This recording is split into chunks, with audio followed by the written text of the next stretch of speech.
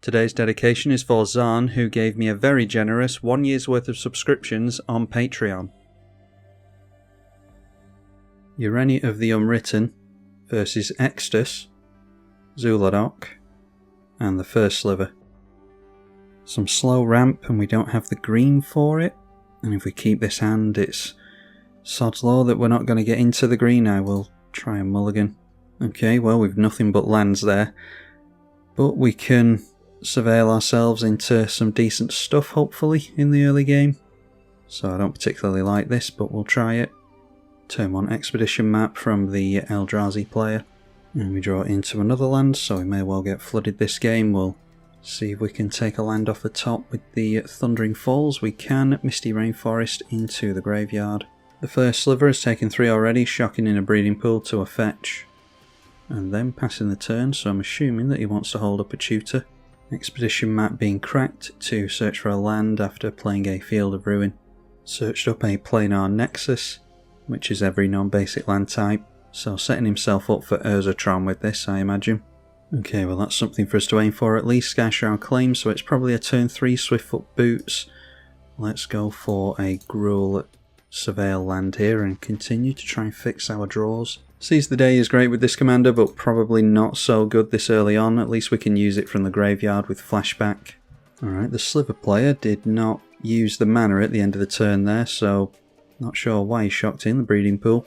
Takes more pain mana to a City of Brass in order to cast a Nature's Law. Just grabs a Tricycle land with that. Palladium Mere in typical Eldrazi fashion, he's going to try and ramp like crazy in the early game.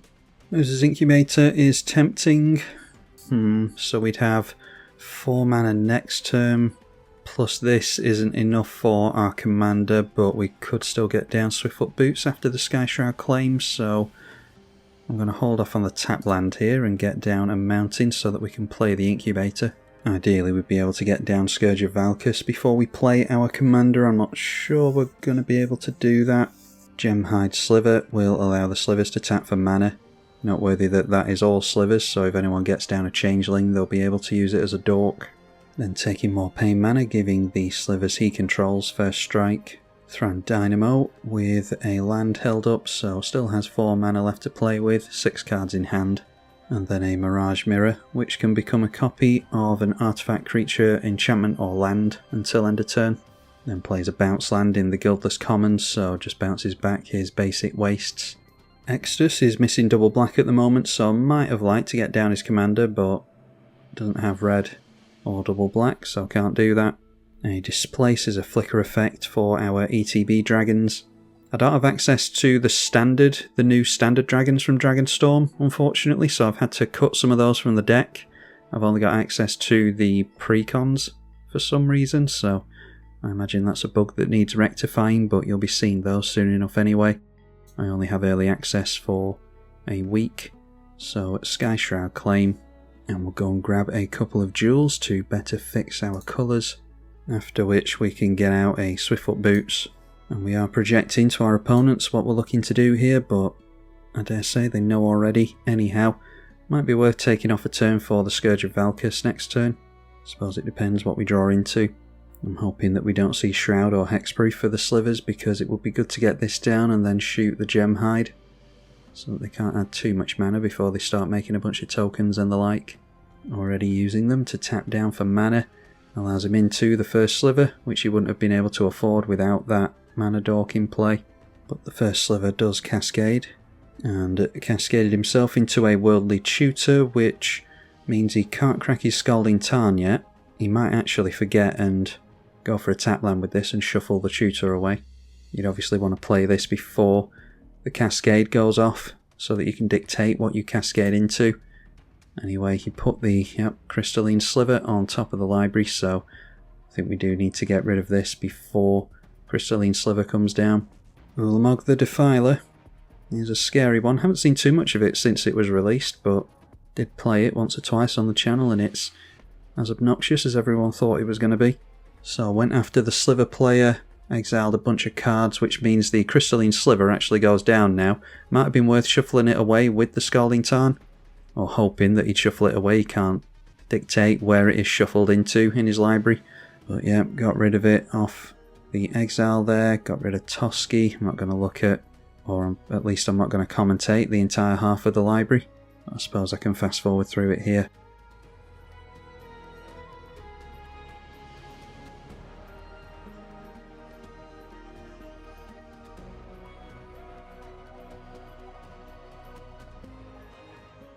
We then see an Archangel Avacyn, so only basics in this list apparently, but he managed to get himself up to 5 mana, so at least he can play something.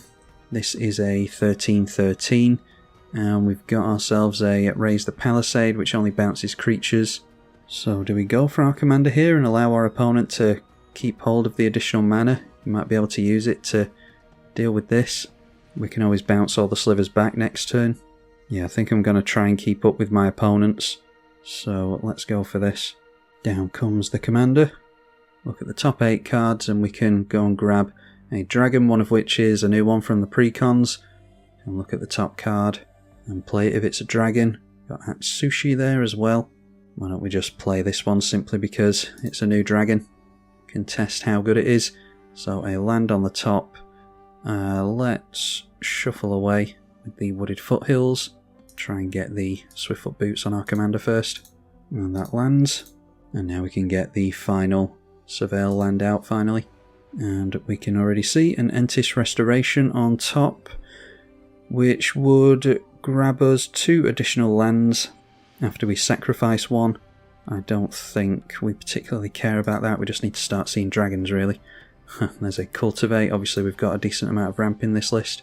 So let's go through to the attack. I don't want this thing to swing in at me, so I'm instead going to swing into the Sliver player and risk a concession here, simply because we need to trigger our commander again. Another new one, Parapet Thrasher. So we could exile the top card of the library, 4 damage to each other opponent, or destroy an artifact. They don't control an artifact, and plus we've got Old Gnawbone there, so I think we have to get down Old Gnawbone and just put in more lands on the top, or more ramp. So upon hitting for 7, we get 7 treasure tokens. And how much does this cost? 10 mana. So 3, 4, 5, 6, 7, 8. I'm assuming they can't cast Ulamog after I Raise the Palisade, and it'll slow down the Sliver player as well. So I'm actually going to go for that. And we've only got the 2 mana held up, so we can't go for Displace or a Seize the Day here, unfortunately. Obviously named Dragon. It will bounce everything that is not a dragon. And then we pass the turn and hope that we keep our board intact, which I'm under no illusion that we will. So quite a few board wipes got exiled, so I'm hoping that there's none left in the library. Only got 40 cards left in his deck now. Be great if we could get to swing in with this next turn. The Gemhide Sliver back into play, that's going to be an important piece for him apparently. So just replaying the Striking Sliver. Ideally we would get rid of this dork and the artifact dork that comes down for the colourless player, assuming that he gets that in. Demolition Field and Field of Ruin are now in play. We've got enough basics left to make use of either of those. Don't think we have that many flashy lands that we care about keeping. Mirage Mirror becomes a copy of the Thran Dynamo, so can they still add enough mana? 6, 7, 8, 9. They've got 10 for Ulamog there. Obviously that depended on them getting a land, but chances were pretty decent for that. Alright, not going for Ulamog. Instead it is Flayer of Loyalties. If you cast it, gain control of a creature until the end of the turn, untap it, and it's base power 10/10 with Annihilator 2 and Haste. We've got a couple of treasure that we can annihilate with that. So does swinging at us, we'll get 10 treasure tokens here, which could land him into Ulamog. Well, we sacrificed the treasure anyway. I'm just wondering if it's a good idea to hold on to this thing so we could play things off the top of the library. But the chances of that aren't very great anyway, and I want to keep him off Ulamog here, so unfortunately I'm not going to see too much use of this thing. We've only got 24 creatures in the deck anyway, some of which aren't even dragons, so don't have a massive chance of seeing dragons off this thing. So some trample damage gets through to us. He makes 6 treasure tokens, 5 cards in hand, one of which is the Ulamog as we know. Skyclave Relic is some decent ramp for them, and it's indestructible, so not likely that we are going to do anything about that. I decided not to put Cyclonic Rift in here just for the sake of being different, but we might be punished for that. sometimes for the sake of these videos I have to make suboptimal additions, just so that I'm not adding the same exact cards to lists all the time. Obviously you're going to put staples in the deck, but try and use something other than Cyclonic Rifts and things like that once in a while. But Rift would be our version of Farewell in this instance for indestructible stuff. Archangel Avacyn back into play. Okay, so we're going to have a decent amount of mana here. That player decides to scoop because he's not really doing anything. We're going to get a couple of combats here. I'm going to go for the Scourge of Valkus. And when that enters, it is 3 damage. Let's... can we get rid of this thing this turn? We'd need 7 more dragons to enter, really, and it's not likely, is it? So let's go after the Gemhide. I'm tempted to leave this guy alone, although he doesn't have access to things like Harmonic Sliver anymore. Let's just deal the 3 damage to the Eldrazi player. Then we can go Kodama's Reach just to make it so there aren't as many lands in the library, because I'm hoping that we're actually going to land damage with Old Gnawbone and hope that the Sliver player doesn't interfere with us.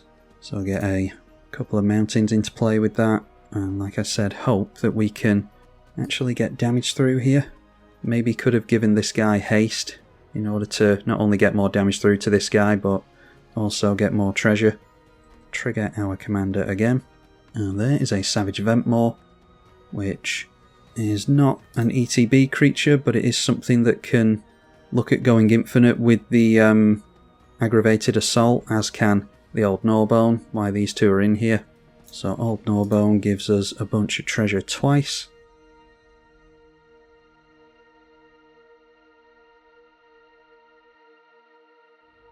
And then with Seize the Day, we only untap 1 creature, but there is an additional combat phase.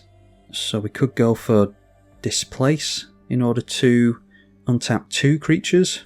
So let's just do that onto the Ureni.